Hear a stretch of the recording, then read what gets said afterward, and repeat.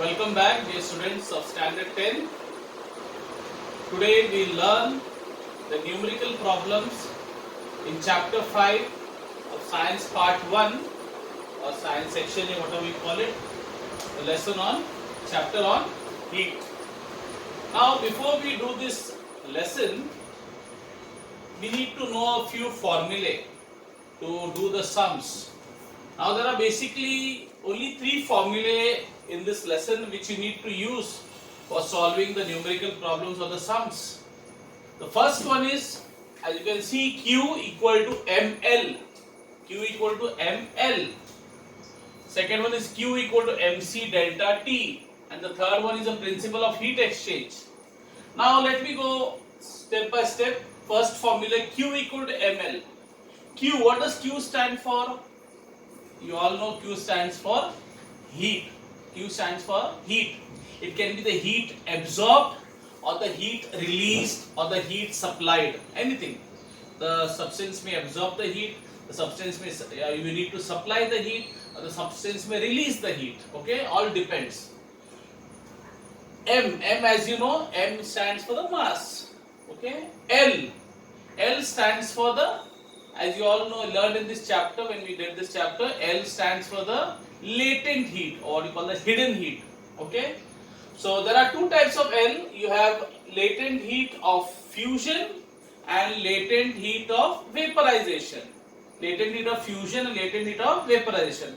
But for this particular lesson, you only need to learn, for doing these numerical problems, the latent heat of fusion of water and the latent heat of fusion of latent heat of vaporization. What is fusion? Latent heat of fusion, the heat required for the change of state of water from ice to liquid water.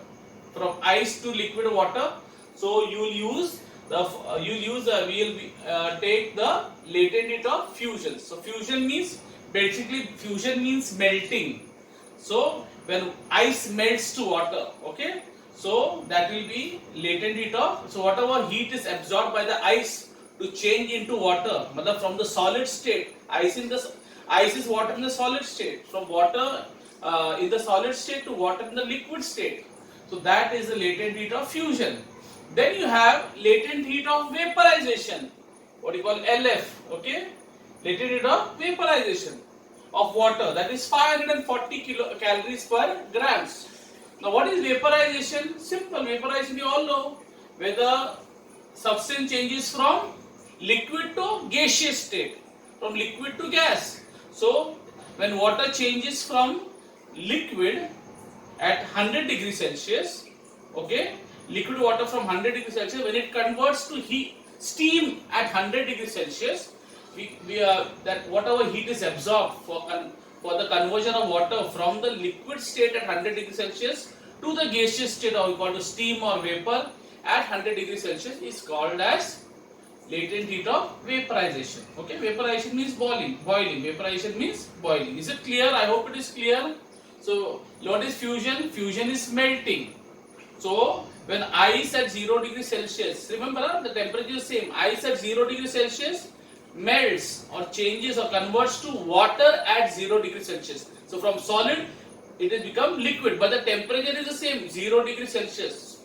So when only the temperature, when the temperature remains the same, but only the state changes, then we use Q equal to ml formula. Only when the state changes, temperature remains the same. As I told you, when water at ice at 0 degree Celsius converts to water, liquid water at 0 degree Celsius, or liquid water at 100 degrees Celsius changing to water vapor or steam at 100 degrees Celsius.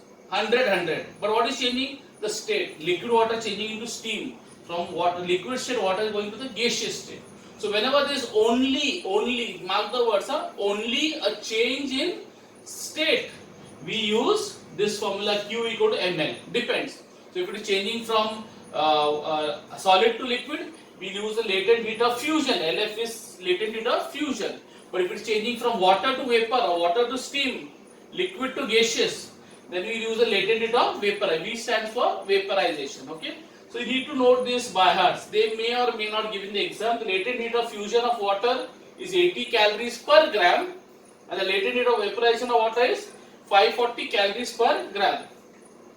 But let's say the state remains the same. Okay, so when you use this formula only when there is a change in the state, but the temperature remains the same. When you use this formula mc delta T, Q equal to mc delta T, when there is a change in the temperature but the state remains the same. State will remain the same.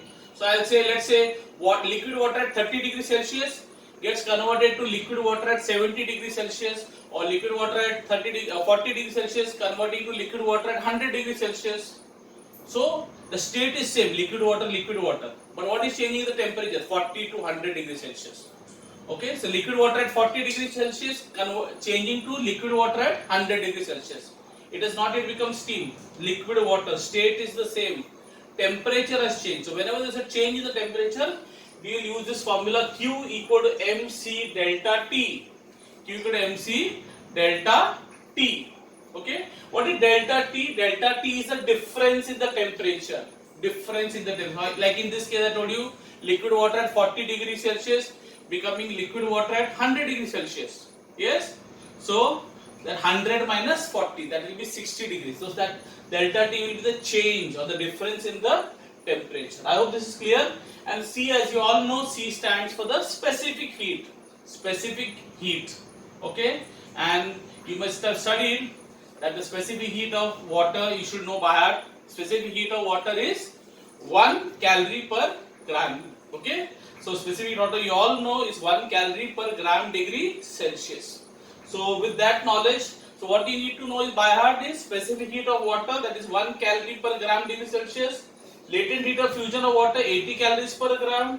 Latent heat of vaporization of water, that is 540 calories per gram. And there is one more formula you need to know, that is the principle of heat exchange. Now the actual formula is heat lost by the hot object equal to the heat gained by the cold object. In a heat, if you keep two objects, a hot and a cold object, in a heat resistant box or an isolated box where no heat can come in or no heat can go out, then all the heat from the hot object will be transferred to the cold object. That's all we learned. Principle of heat exchange in this lesson. Okay. So heat lost by the hot object equal to heat gained by the cold object. But for our sums, okay, you will have these sums, especially sum number 9 on page number 72, sum number 9C and 9D. Okay. For those sums we will be using this formula. We will change a little bit. We will say heat lost by the hot object is equal to heat gained by the calorimeter plus heat gained by the liquid which is in the calorimeter. Okay. So this liquid which is there is in the calorimeter. Okay. I hope it's clear. So this is the formula we will be using for question number 9C and 9D. But for this year, I believe that 9C and 9B, 9C and 9D are most probably omitted. Okay. So, but what we will do, I will teach you some extra sums to make these concepts clear. Okay.